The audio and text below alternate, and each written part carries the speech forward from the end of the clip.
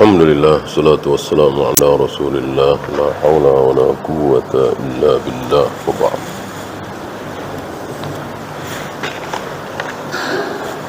Ada pertanyaan? Kalau mengumumkan nikmat di medsos ini apa? Ya, kita tidak tahu ya, di medsos itu apakah yang membaca itu orang-orang yang mencintai kita atau membenci kita, kan kita tidak tahu. Dengan demikian, ya jangan. Kecuali di grup misalnya keluarga yang kita yakin betul bahwa ini saling mencintai gitu. Kalau di medsos tentu terlalu terbuka. Ya, apalagi kalau niatnya pamer, apalagi kalau niatnya supaya dipuji, maka lebih baik jangan.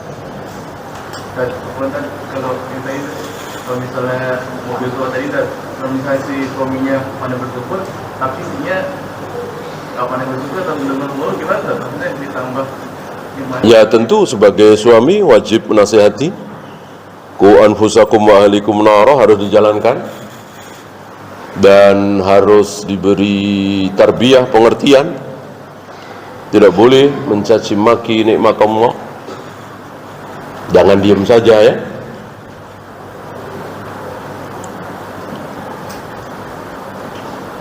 Bagaimana hukum bekerja di perusahaan yang sulit melakukan ibadah seperti salat? Tidak ada pilihan lain selain meninggalkan salat atau salatnya telat. Kalau nggak ada pilihan, keluar. Kecuali ada pilihan, ya kita cuman dituntut berani misalnya, maka jangan buru-buru keluar. Terus terang pada atasan, kepada pemilik perusahaan, bahwa saya harus sholat jam sekian, ini sudah azan. Kalau memang peraturannya tidak boleh sholat, ya wajib keluar.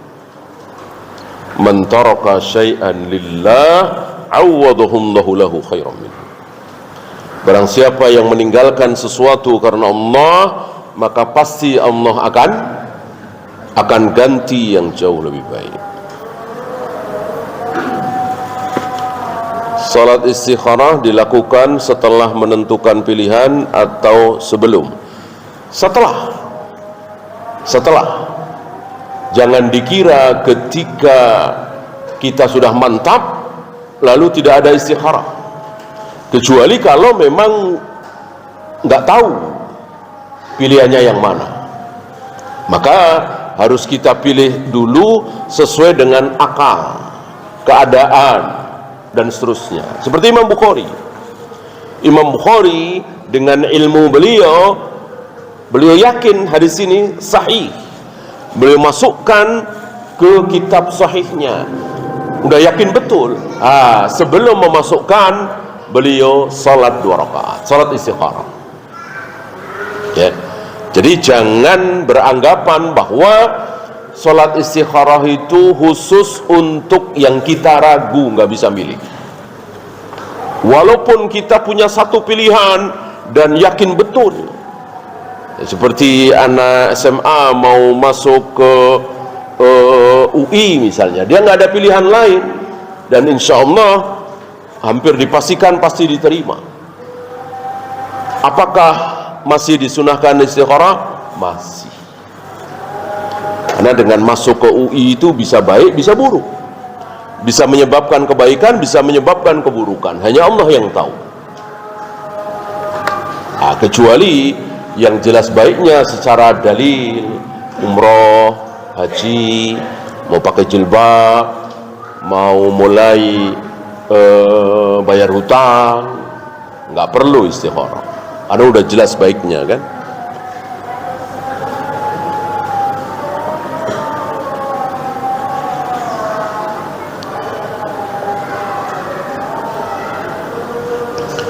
Apakah iblis itu banyak atau cuman satu? Cuman satu. Cuman satu. Yang banyak itu ya jin. Kan iblis itu bangsa jin. Kana minal jinni fafassaqa an amri rabbi. Lebih baik haji atau umroh dulu.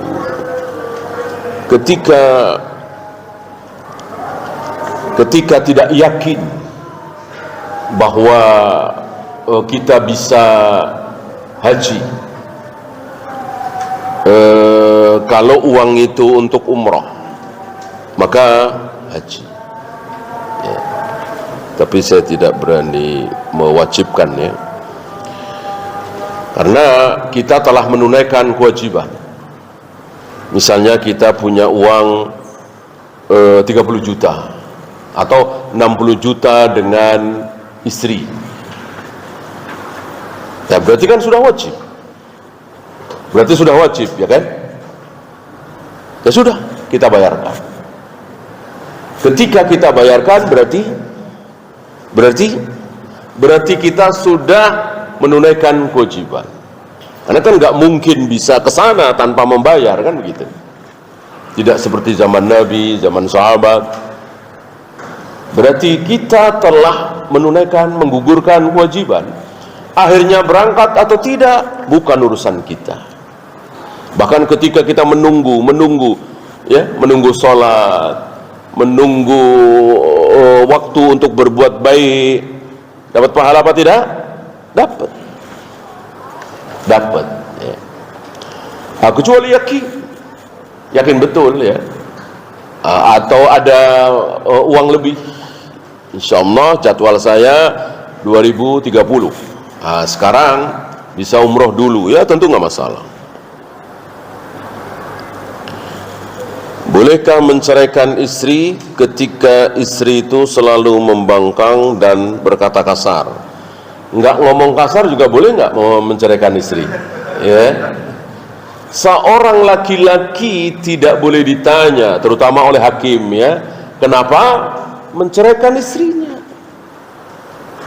Ya, hak suami. Dia punya alasan dan alasan itu cuma ada di hatinya. Dia nggak berhak ngasih tahu siapapun.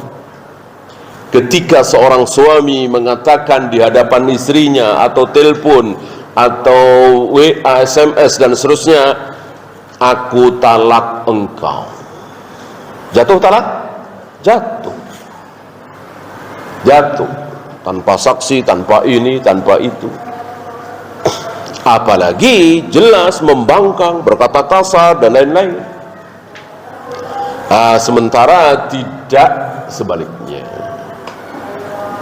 Istri berkata sehari 3 kali, 5 kali, ceraikan aku, tetap tidak jatuh ketika suami itu diam saja.